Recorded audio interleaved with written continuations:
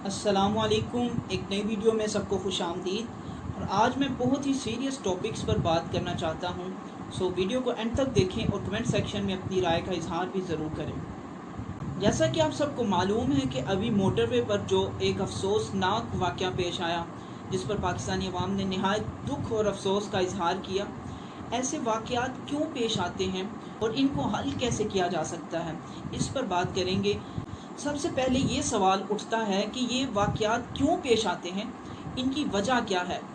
آپ کے سامنے میں کچھ وجوہات پیش کروں گا۔ ابھی جو میں باتیں کروں گا یہ جو میں نے ریسرچ کی ہے اور جو میں نے سمجھا ہے اس حوالے سے میں آپ کے سامنے رکھوں گا، اور اگر آپ میری باتوں کو غور سے سنیں گے تو مجھے امید ہے کہ انشاءاللہ آپ میری باتوں سے اتفاق کریں گے۔ سب سے پہلی وجہ تو علم کا فقدان اور جاہلیت کا ہونا ہے۔ جب انسان کے پاس علم نہیں ہوگا تو انسان میں شعور کہاں سے آئے گا۔ دوسری وجہ اسلامی تربیت کا نہ ہونا ہے۔ اس میں والدین اور اساتذہ اپنا کردار ادا کرتے ہیں کہ وہ کس طرح اپنے بچوں کو اپنے عمل اور اپنی تربیت کے ذریعے اسلامی احکامات کا شعور پیدا کرتے ہیں، ان کو بتاتے ہیں کہ وہ کس طرح اپنے آپ کو ایک مثبت راستے پر چلا سکتے ہیں اور وہ کس طرح ایک نیگیٹو مائنڈ سیٹ اور ایک منفی راستے سے اپنے آپ کو بچا سکتے ہیں،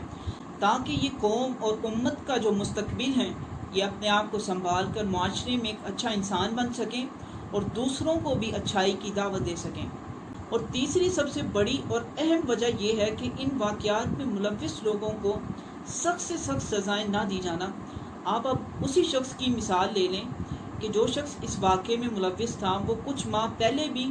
کسی اسی طرح کے غلط کام میں ملوث تھا اور وہ 6 ماہ بعد آزاد کر دیا جاتا ہے۔ اب ان وجوہات کے بعد میں آپ کو کچھ وہ باتیں بتانا چاہتا ہوں کہ جن کو اپنا کے ہم ان جیسے واقعات سے بھی بچ سکتے ہیں اور اپنے معاشرے کو ایک بہتر جگہ بھی بنا سکتے ہیں۔ سب سے پہلے تو ہمیں اسلام کے مطابق زندگی گزارنے کی کوشش کرنی چاہیے اور اس کام کی دوسروں کو دعوت بھی دینی چاہیے۔ جب والدین اپنے بچوں کو اسلامی احکامات بتائیں گے، اساتذہ طلباء کو یہ باتیں بتائیں گے، تو معاشرہ خود بخود اچھائی کی طرف جانے لگے گا۔ اور دوسری چیز شرم و حیا کو اپنانا ہے، اور میں تفصیل میں نہیں جانا چاہتا، آخر آپ بھی مسلمان ہیں اور آپ کو یہ معلوم ہونا چاہیے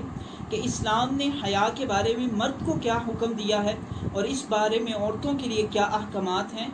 جن پر عمل کرنے سے نہ صرف ایسے واقعات بلکہ بہت سی برائیوں سے معاشرہ بچ سکتا ہے۔ اور لاسٹ والے 2 پوائنٹس بہت زیادہ امپورٹنٹ ہیں اور ان پر عمل کرنا بھی بہت زیادہ ضروری ہے۔ ان میں سے یہ کہ ہمیں اچھائی کو پھیلانا چاہیے،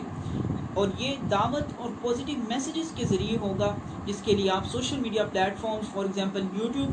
فیس بک، انسٹاگرام، ٹویٹر، ٹک ٹاک اور واٹس ایپ وغیرہ یوز کر سکتے ہیں، جہاں پر ہمیں صرف اچھائی کو فروغ دینا چاہیے اور غلط چیزوں کو یہاں سے ختم کرنا چاہیے۔ اور ٹی وی چینلز والے بھی معاشرے میں اچھائی کے فروغ کے لیے بہت بڑا کردار ادا کر سکتے ہیں، مگر لگتا ہے کہ وہ خدا اور آخرت کو بھول چکے ہیں۔ جیسا کہ میں نے پہلے بھی بات کی کہ مرد و عورت کے لیے اسلام میں حیا کے بارے میں کچھ احکامات ہیں جن کو وہ بالکل اگنور کر رہے ہیں۔ اللہ تعالیٰ ان کو بھی معاشرے کے لیے مثبت کردار ادا کرنے کی توفیق عطا فرمائے، آمین۔ اور آخری پوائنٹ جس کو اپنانے کی ضرورت ہے وہ یہ کہ ایسے واقعات میں ملوث لوگوں کو سخت سے سخت سزائیں دی جائیں اور وہ سزائیں سرعام ہوں تاکہ لوگ ان سے عبرت حاصل کریں۔ اور میرا حکام بالا سے یہ مطالبہ ہے کہ ان لوگوں کو سخت سزائیں دی جائیں، چاہے آپ کو قانون میں تبدیلی کرنی پڑے یا پھر جیسے بھی، تاکہ آئندہ کوئی ایسا کرنے کی جرت نہ کرے اور معاشرہ اچھی راہ کے اوپر گامزن ہو سکے۔ اور اب تک کی رپورٹس کے مطابق پولیس نے اس واقعے میں ملوث لوگوں کا پتہ لگا لیا ہے، اور ان میں سے ایک شخص کے گھر جب پولیس نے ریڈ ڈالی تو وہ وہاں سے فرار ہو چکا تھا، اور پولیس نے کہا ہے کہ وہ جلد اسے گرفتار کر لیں گے۔ امید ہے کہ وہ جلد گرفتار ہو اور اسے کیسر کردار تک پہنچایا جائے، اور میرے علم کے مطابق پولیس نے اس پر کچھ انعام بھی رکھا ہے۔ اللہ تعالی ہم سب کی حفاظت فرمائے۔ اور دوسرا ٹاپک جس پر میں بات کرنا چاہتا ہوں وہ صحابہ رضوان اللہ علیہ اجمعین کی ہونے والی گستاخیاں۔ ابھی قریب 3 ہفتے پہلے ایک ذاکر خلیفہ اول حضرت ابوبکر صدیق رضی اللہ تعالیٰ عنہ کی گستاخی کرتا ہے کہ یہ وہ صحابہ ہیں جن کے بارے میں قرآن میں اللہ تعالیٰ نے فرمایا ہے کہ یہ میری جماعت ہیں، رضی اللہ عنہم ورضوا عنہ، میں اللہ ان سے راضی ہو گیا اور یہ مجھ سے راضی ہو گئے۔ اور آپ صلی اللہ علیہ وسلم کے غار کے ساتھی ہیں کہ جس کا نقشہ قرآن نے کچھ اس طرح سے کھینچا ہے، اذ ہما فی الغار اذ یقول لصاحبہ لا تحزن ان اللہ معنا،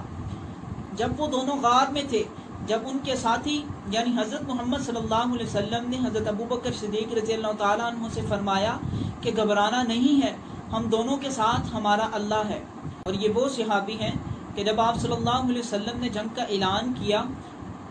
اور یہ وہ صحابی ہیں کہ جب آپ صلی اللہ علیہ وسلم نے جنگ کے لیے چندے کا اعلان کیا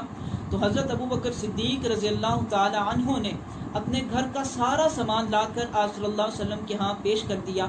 تو آپ صلی اللہ علیہ وسلم نے پوچھا ابوبکر رضی اللہ تعالیٰ عنہ کہ گھر میں کیا چھوڑ کر آئے ہو؟ تو آپ رضی اللہ تعالیٰ عنہ فرمانے لگے کہ گھر میں اللہ اور اس کے رسول صلی اللہ علیہ وسلم کی محبت کو چھوڑ کر آیا ہوں۔ میرے سامنے واقعات ہی واقعات ہیں، میں کس کا ذکر کروں اور کس کا نہ کروں، مگر یہ شخص اس ہستی کے بارے میں غلط زبان استعمال کرتا ہے کہ جس کو آپ صلی اللہ علیہ وسلم سے کتنی ہی بار جنت کی بشارت مل چکی ہے، اور یہ غلط زبان استعمال کرنے کے بعد ملک سے فرار ہو نہیں جاتا بلکہ ملک سے فرار کروا دیا جاتا ہے اور اس کو کوئی سزا بھی نہیں دی جاتی، اور اس کے بعد حضرت امیر معاویہ رضی اللہ تعالیٰ عنہ کی گستاخی کی جاتی ہے، اور ایک نیوز چینل 24 نیوز اس کو کوریج دیتا ہے اور کوئی سخت ایکشن نہیں لیا جاتا۔ میں نے وزیر اعظم عمران خان صاحب کا ایک ٹویٹ دیکھا جس میں انہوں نے لکھا تھا کہ میں ان انتشار پسندوں کے خلاف سخت ایکشن لوں گا، مگر تاحال کوئی سخت ایکشن نہیں لیا گیا۔ تو میں وزیر اعظم عمران خان صاحب کو یہ پیغام دینا چاہتا ہوں کہ حضرت عمر فاروق رضی اللہ تعالیٰ عنہ نے کہا تھا کہ اگر میری دور حکمرانی میں فرات کے کنارے کوئی کتا بھی مر گیا تو قیامت کے دن میں اللہ کو کیا جواب دوں گا،